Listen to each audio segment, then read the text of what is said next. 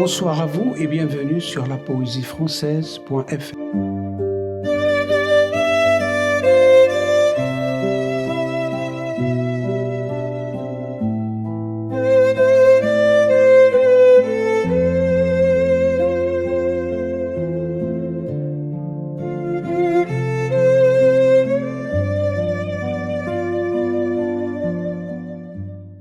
Avant que ces vers ne soient prononcés, permettez-moi de vous confier qu'ils ne relèvent ni de la plainte ni de la lamentation, mais d'un acte de fidélité profonde, patiemment façonné par le temps et scellé dans sa longue durée. Ce poème est né d'une absence persistante, celle d'un ami, mais aussi de ces distances silencieuses où l'on continue d'aimer sans attendre de retour, où l'amitié demeure malgré la parole qui s'éteint, et alors même qu'aucun lien visible ne subsiste.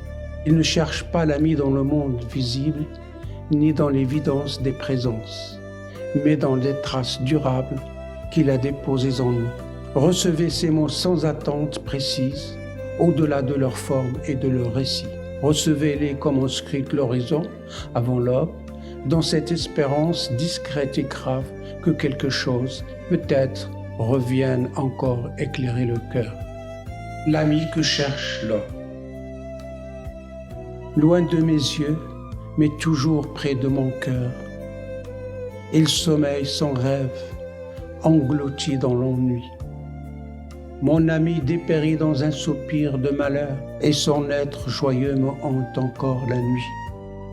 Il m'apprit à chérir même un temps douloureux, quand l'ombre assombrit l'air de ses pâles nuées.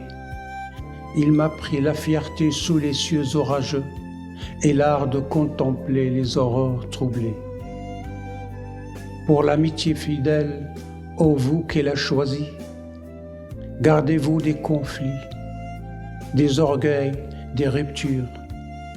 Fuyez les jours inégaux, les horizons obscurcis, que soulèvent en nos cœurs la discorde et ses ratures.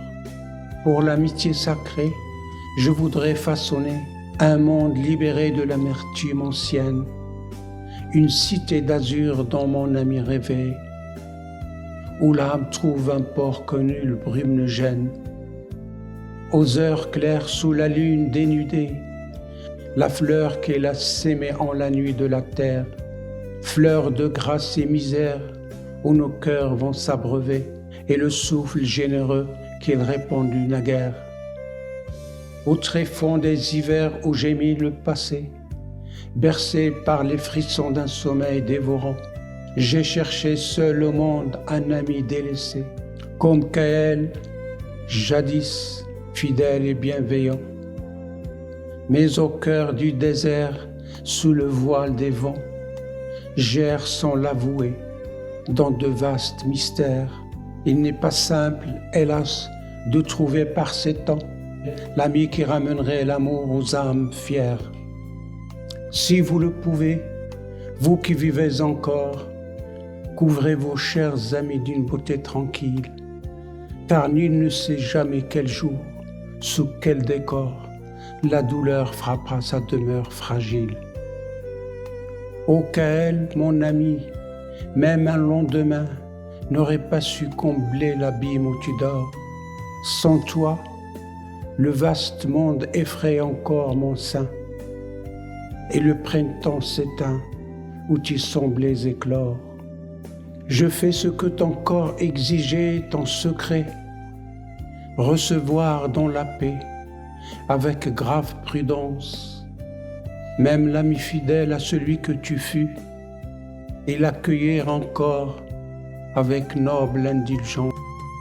Je me souviens de toi, de tes nocturnes mots, l'abondance d'amis est un don salutaire, car ils seront un jour tels de vivants flambeaux, chassant les noirs démons qui planent sur la terre. De tout ami prenez le soin le plus subtil, qu'il soit lointain, voisin ou vivant étranger, car l'ami, tel un miroir, reflète l'âme fragile et révèle aux passants ce qu'il n'osait juger. L'ami reste l'appui des cœurs en défaillance, l'éclaireur bienveillant des douleurs à venir. Il protège l'instant que traverse l'absence et garde la lumière aux heures de gémir.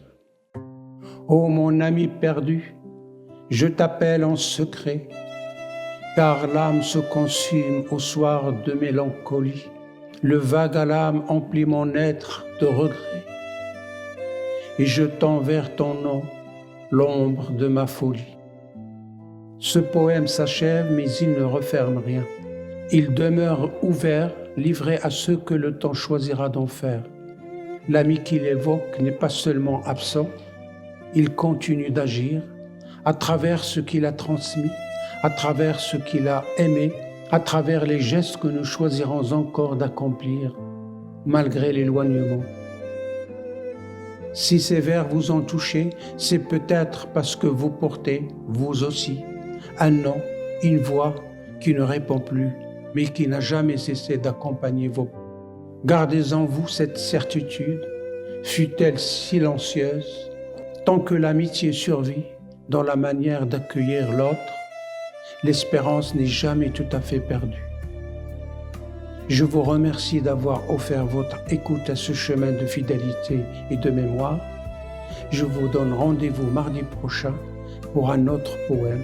D'ici là, prenez soin de vous dans la paix et